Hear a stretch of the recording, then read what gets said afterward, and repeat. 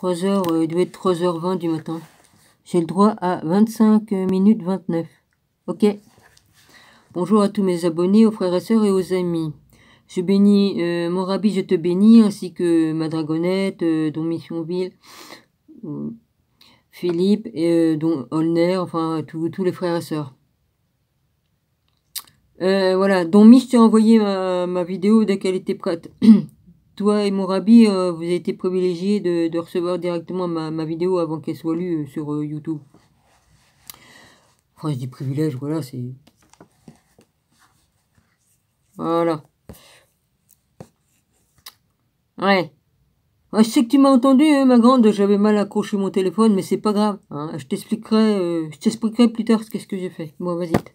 Ouais, de toute façon, t'as entendu. Je sais pas si t'as entendu tout, mais de toute façon, vas-y. Hein, il fallait que ça part. Hein. Parce que j'étais en colère, il fallait que ça sorte. Hein. Donc, j'ai parlé à Gilles. Voilà. J'ai dit à Gilles, ouais, ils t'ont fait confiance et puis ils m'ont bien volé. Voilà. J'ai expliqué, voilà, grosso modo. Hein. Ouais, je me suis bien fait avoir. Voilà. Bah oui, c'est sûr. Hein. Abus de confiance. Ça va leur coûter cher. Vol avec abus de confiance.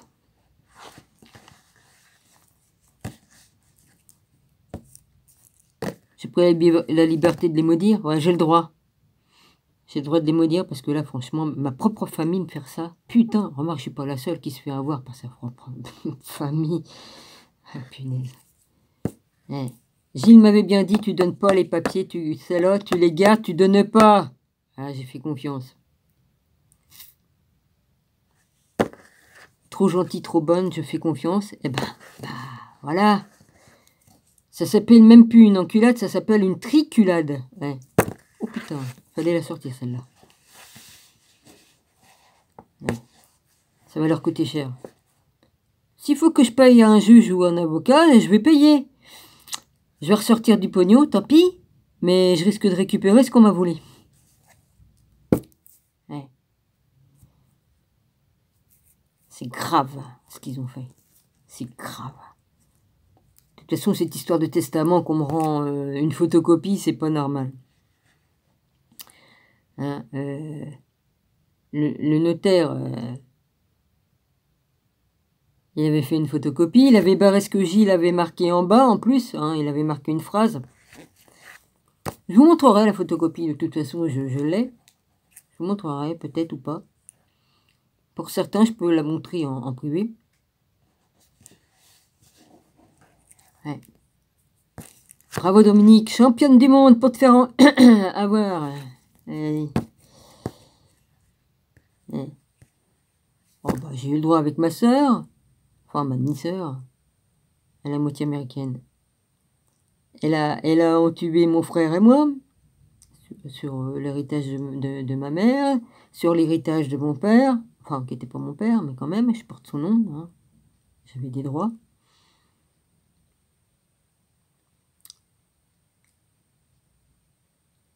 Même quand ma grand-mère est morte, il y en a qui ont récupéré des trucs que je devais avoir. Enfin, c'est pas grave, une Bible et puis une chevalière. Bon, ben, j'ai pas eu la chevalière, j'ai eu une paire de boucles d'oreilles, c'est déjà pas mal. Mais la Bible, normalement, elle me revenait. Et c'était pas n'importe quoi comme Bible, hein. C'était quand même les Bibles qu'il y avait en 1800 et quelques, hein. Les petites Bibles noires, tout en cuir. Puis dedans, il y avait une photo de ma grand-mère, elle avait 15 ans, elle était toute belle et tout dessus. Habillée comme à l'époque. Ouais. Alors, elle est née en 1899, vous comptez 15 ans de plus, et puis vous avez la photo de jeune fille de ma grand-mère, avec le corset et tout, les robes, les doubles jupons et tout ça. Elle a fait femme de ménage aussi, mais c'est dans un hôtel qu'on avait là, je crois. Elle a travaillé dans un hôtel aussi, il fallait bien qu'elle gagne son pain, hein.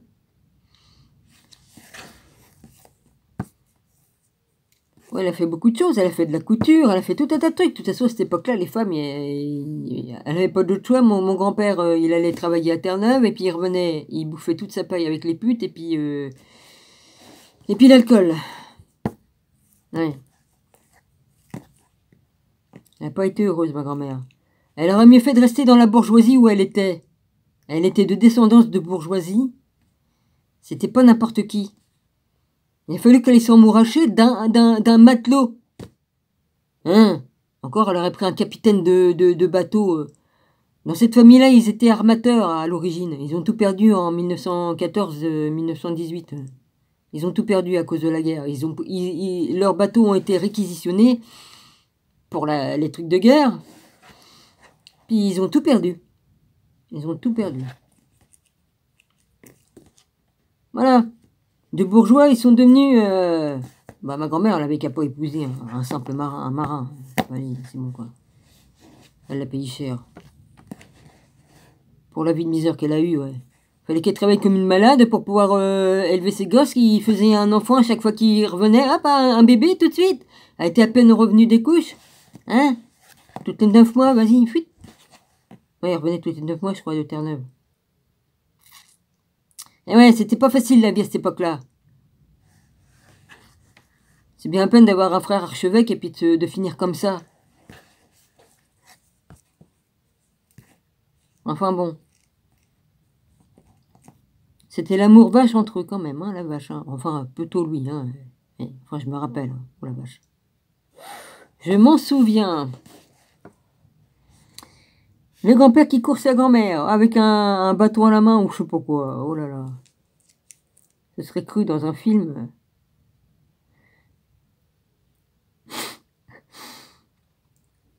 Enfin, je rigole, mais comme elle se prenait des coups, elle se les prenait pour de vrai. Hein. C'était pas comme dans Louis de Funès. Hein. Ben. Alors, j'y vais. Moi, j'en étais arrivé au lavage. Le lavage de cerveau. Hein.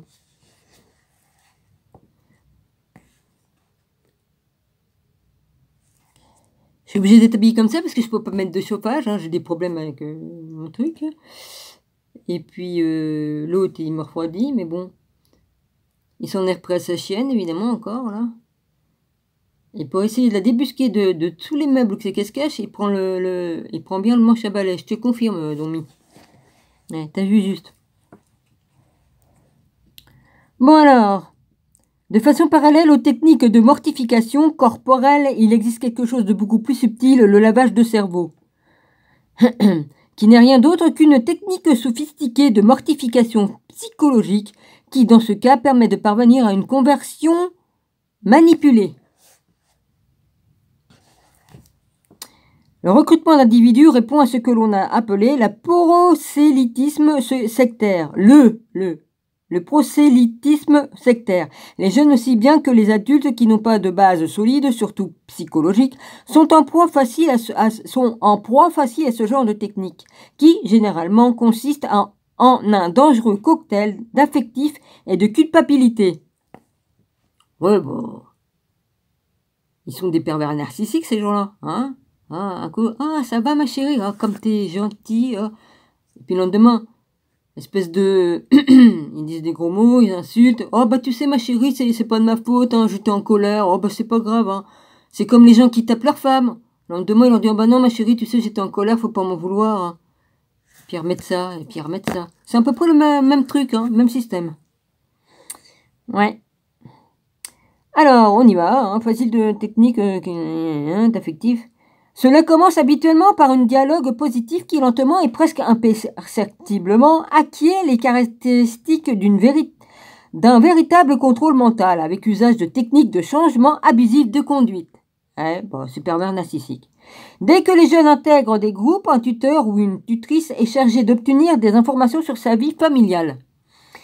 Comment s'entendent ses parents? Vont-ils à la messe? Oh bah qu'est-ce que ça peut leur foutre? Ça les regarde ou pas? Ah bah non, mon père, lui, il préfère faire du vaudou, puis ma mère, a fait autre chose. De quoi que ça les regarde, ça? Non mais franchement...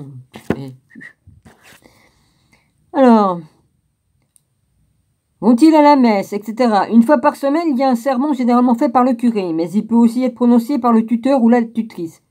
Où l'on étudie une question de manière culpabilisante, le divorce, les relations avant le mariage, etc.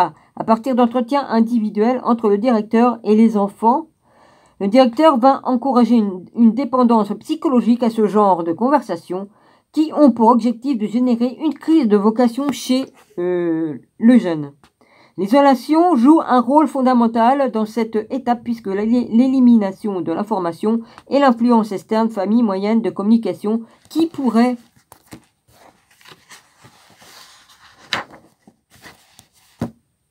T'as qu'à manger tes cheveux.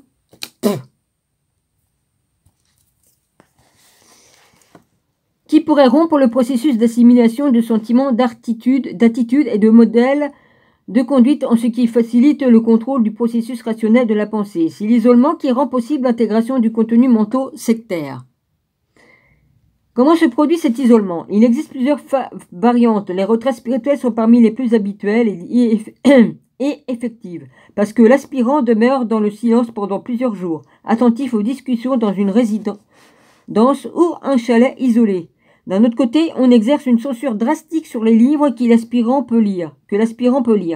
Colm Larkin, un ancien numéraire irlandais, raconte que tout livre qui peut être lu par n'importe qui au sein de l'opus DI portait un coefficient de censure qui allait de 1 à 6. Ce qui portait le chiffre 1 pouvait être lu par tous, tandis que pour lire un livre de la classe 2, il fallait demander l'autorisation. Ce qui allait de la classe 3 à la classe 5 pouvait être lu par des membres selon leur ancienneté, et les livres qui portaient le numéro 6 étaient absolument réservés. Mais parfois, l'expression ultime de l'isolement et le contrôle de l'influence externe auxquels sont soumis les aspirants et ensuite les titulaires peuvent être soit le contrôle du courrier, soit l'ouverture et la lecture des lettres avant de les remettre à leur destinataire. Moi je connais, j'ai déjà lu ça. Ils font même en prison, hein. Puis on passe à la destruction de l'ego du jeune, à la sape de sa personnalité pour que celle-ci ne soit pas un obstacle dans le développement collectif. Il s'agit de détruire la personnalité du néophyte lorsqu'il est arrivé pour lui en fabriquer un autre plus en accord avec le fonctionnement et les objectifs de l'œuvre pour ce faire, en tenant compte du fait que tout individu est une unité. Surtout que si tu es intelligent et que tu vas là-dedans, vaut mieux qu'il te casse un peu parce que sinon... faut pas que tu sois plus intelligent qu'eux, hein? Ouais, ça doit être ça. Psychophysique ou commence par des incitations au mépris de son propre corps, puisque le mépris est un bon point de départ pour faire autre chose avec la personne, et évidemment dans ses sentiments d'inverser pour son propre corps tout ce qui est lié à la sexualité et à l'érotisme, est mis en avant pour être qualifié de péché mortel. Bande de cons. Ouais, je dis bande de cons. Il déforme tout. Ouais, il les pousse à aller au mépris de son propre corps. Tout ce qui est lié à la sexualité et à l'érotisme est mis en avant. Alors, ils mettent en avant des trucs érotisme et c'est bien marqué sexualité, mais eux, ils y vont dans le truc de la perversité. Ils poussent les gens à aller vers la perversité. Enfin, vous avez compris ce que je veux dire. Et puis vers le péché, parce que c'est péché. Le jeune commence à mépriser son corps et le considère comme un ennemi indigne de confiance, pour arriver à éprouver les mêmes sentiments vis-à-vis de lui-même, jusqu'à ce qu'il mette la confiance qu'il avait avant lui chez son directeur instructif.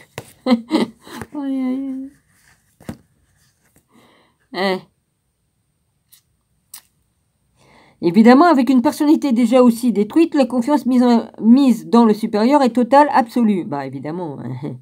C'est à cette étape que commencent les mortifications corporelles dont nous avons parlé précédemment, utilisant du silice, discipline, etc.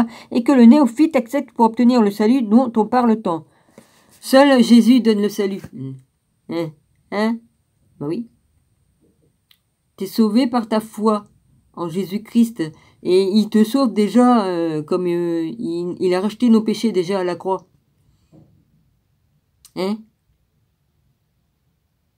Non. Alors, pour obtenir le salut dont on parle tant, le salut, on l'a par le Père et le Fils. Plaire à ses supérieurs et à ses pairs de l'organisation. Parallèlement, on procède à une série de tactiques tentant à altérer la conscience et à produire un trouble intellectuel de façon à interrompre le processus naturel de la pensée. T'as pas le droit de penser. Non, non, non. Une bonne dose de fluor, remarque, ça arrange le coup, vas-y. Une surdose, c'est bon, ça bousille bien les neurones, c'est bon. Endoctrinement constant et répétitif, par exemple, un même message est répété plusieurs fois parfois jusqu'à l'infini. Utilisation de phrases toutes faites et des clichés qui sont faciles à comprendre et à retenir, etc. Pendant cette étape de processus, il est fondamental de maintenir le néophyte constamment occupé et toujours accompagné. Ah ouais, bah oui, il peut pas méditer comme il veut. Ils suivent pire que son ombre. Oh putain. Ah non, vous marchez pas comme Jésus, vous, Non, non, non, non. Vous faites la honte des chevaliers. Oh là là. Ouais. Ta gueule, toi, j'ai le droit de lire. De toute façon, ou alors il essaie d'attraper la chienne avec le balai. Je t'emmerde, mon gars. Ça fait 5 ans que tu me fais chier et c'est bon, j'en ai rien à péter. Je vis ma vie, tu vis la tienne, basta. Maintenant, c'est comme ça maintenant. De toute façon, t'as pas ton mot à dire, t'es qu'un démon là qui fait du mal à une pauvre bête. Mais... Arrivé à ce point-là, isolé, il s'est recassé la gueule tout à l'heure, les meubles et tout ça. Hein, ça y a pas d'heure, il veut attraper la chienne. Hein. Il l'a fait au moins 3-4 fois aujourd'hui. Il a renversé tous les meubles. Ah bah là, il joue du marteau, là.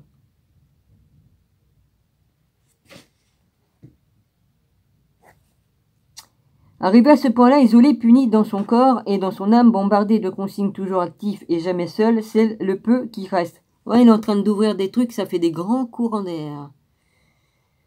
Putain, l'enculé. Comment voulez-vous que je tienne? Et je peux pas me chauffer, là. Je peux pas me chauffer. De toute façon, c'est... Voilà, les bons marteaux, hein, à 3h ou 4h, je sais plus quelle heure il est du matin.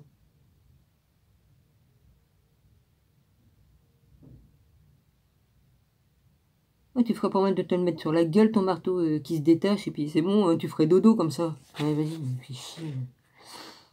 Bombardé de consignes, de toute façon, tu vas être puni, hein, parce que Dieu voit tout ce que tu fais, hein, mon gars. Hein. Entre la persécution que tu me fais à moi-même et puis à ta chienne, je vais te dire que... Ouais. C'est le peu qui reste. Un homme libre, le travail continue, la fatigue, la souffrance corporelle, et psy. Tu ferais pas mal d'aller faire un tour chez les Opuzei, ouais. C'est très les pieds. Oh putain. Ouais, il lui lèvera le cerveau, remarque aussi peu qu'il a, vas-y. Lui, il a juste de la méchanceté et tout. Alors, Chic empêche pratiquement de penser et de discerner ce qui se passe. La fatigue physique et le manque de sommeil le conduisent inévitablement à un affaiblissement de ses facultés intellectuelles et de sa volonté. Nous avons devant nous un digne membre de l'œuvre de Dieu. Ah bah oui, de Dieu, c'est sûr. Et votre Dieu, Satan, oui. Oh putain. Il fallait que je la sorte celle-là. C'est pas... Vous avez sûrement pas le même Dieu qu'on a, nous, hein. J'ai du respect pour les chevaliers qui étaient avec Jésus. Mais pas... Sûrement pas avec vous. Non. Non. Alors là, je suis au chapitre... Ah, là, c'est le closaire. Au-delà du corps du code... Au-delà du code d'Avassi. Closaire. Moi, je suis arrivé au closaire.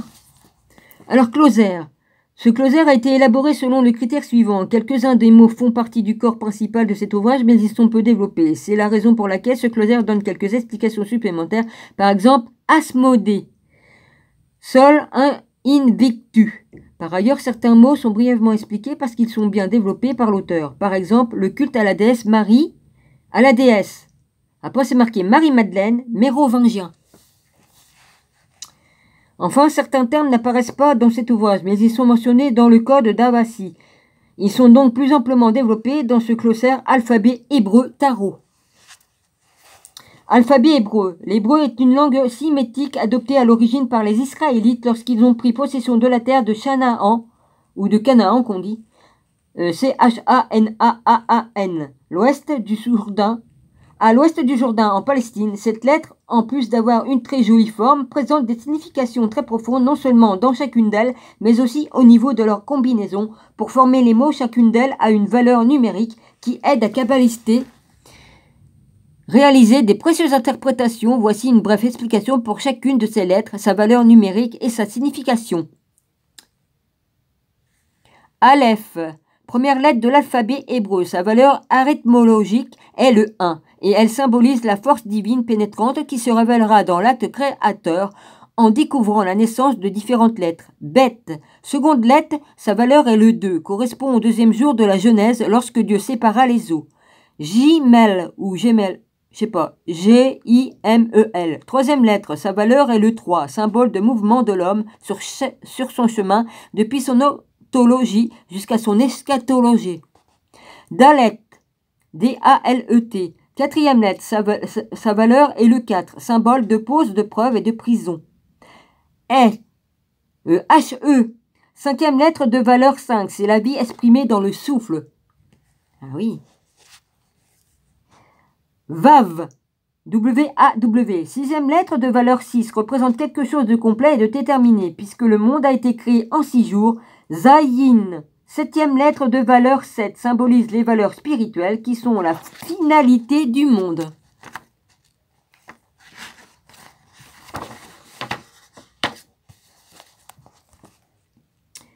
Les lettres de l'alphabet hébreu contiennent des profondes significations, non seulement dans chacune d'elles, mais également dans leur combinaison. J'en suis à 20. H-E-T, huitième lettre de valeur 8, représente la possibilité de l'être humain de transgresser les limites de la terre, mais elle désigne aussi le péché et en même temps la purification. Tête, T-E-T, neuvième lettre de valeur 9, exprime la perfection de la création, mais elle symbolise aussi la protection du divin. Yod, dixième lettre de valeur 10, elle est liée au mot yad, Y-A-D, qui signifie main. Elle fait donc référence à l'action et au pouvoir créatif. Kaf, K-A-P-H, onzième lettre de valeur entomologique, 20. Elle symbolise le Keter, la couronne. Le Keter. Aussi le chakra, là, de la couronne. Lamed, L-A-M-E-D, douzième lettre de valeur 30, son nom signifie enseigner, instruire, apprendre. Mem, M-E-M, treizième lettre de valeur 40, elle est essentiellement un symbole de la matrice et des premières eaux. Nun, N-U-N, quatorzième lettre de valeur 50, elle est intimement liée à l'unité et à la totalité. Samek, S-A-M-E-K-H, quinzième lettre de valeur arithmologique, 60, valeur 60. Cela représente la tradition pour les Hébreux et elle indique le concept de la protection divine. Donc j'ai fini le livre, là ça donne les machins. C'est vachement intéressant. Ayin, A-Y-I-N, 16e lettre de valeur 70, elle marque l'assombrissement nécessaire par lequel doit passer celui qui cherche la conquête de la lumière. Amen Seigneur. C'est douloureux, Seigneur, mais comme on arrive sur le bon chemin, eh ben, on est bien heureux. Ouais, Jésus. Elle représente aussi la compréhension de la vision interne. Pêche, je sais pas, P-E-H, je sais pas comment ça se prononce. 17e lettre de valeur arithmologique, 80. Son nom vient, valeur 80. Son nom vient du mot paix. P-E-H, je sais pas comment ça signifie. T'auras qu'à me le dire, Seigneur, qui signifie bouche. Elle est donc le symbole d'ouverture et de la parole. Stad, 18e lettre de valeur 90. Son idéogramme archaïque symbolise une tête de harpon. Kof, Q-O-F, 19e lettre de valeur 100, indique et symbolise la sainteté divine. Resh, R-E-S-H, 20e lettre de valeur arithmologique, 200. Elle fait référence au principe à la tête, à la chose principale. Shin, S-H-I-N, 21e première lettre de valeur 300. Son symbole est une réserve d'énergie et l'explosion cosmique qu'elle contient. Tav, j'en suis d'où? Ouais, ça va être bientôt, hein. Tav, 22e seconde lettre de valeur 400. C'est l'initiale du mot Tav, qui signifie marque-signe. Marque-signe, plus loin. Archives secrètes du Vatican, collection de livres, de manuscrits anciens et de parchemins qui se trouvent au Saint-Siège et dont l'accès est réservé. Asmodée, l'un des démons les plus puissants, on suppose qu'il a sous ses ordres 72 légions infernales et selon le livre de Tobias, il est l'inspirateur de plaisir vil et charnel. On a dit de lui qu'il était le serpent qui avait attiré Ève et, de ce fait, il est représenté avec une queue de serpent. Mais dans son image, on retrouve aussi le symbole satanique suivant, les 3 têtes. Taureau, homme et mouton, les pattes de corbeau et le dragon qui lui sert de monture sur terre. Le travail de ce diable est ambigu. En plus d'être le maître des plaisirs, on le suppose lié à la géométrie, à l'astronomie ainsi qu'au trésor occulte. Selon la légende, il a assisté Salomon pour la construction de son temple. Les documents secrets du prieuré de Sion parlent de lui comme d'un démon gardien et les cathares l'adoraient comme étant le roi du monde. Oh putain, le roi du monde, c'est pas lui, hein. Ah bon? Hein? Oui, bon. Je vais peut-être avoir une réponse, mais il me semble que j'allais en avoir une. Mais... Bon. Baphomet, idole païen et démoniaque que l'on accusa les chevaliers de l'ordre templier d'adorer. Bande de menteurs. Menteurs que vous êtes. Jamais, au grand jamais, ils ont adoré Baphomet. Ce sont les francs-macs qui adorent Baphomet. C'est un démon femelle. Il a des seins. Il a des seins comme une femelle. J'arrête ici, soyez tous bénis. Je recommencerai, continuerai plus tard. Nom d'une pipe.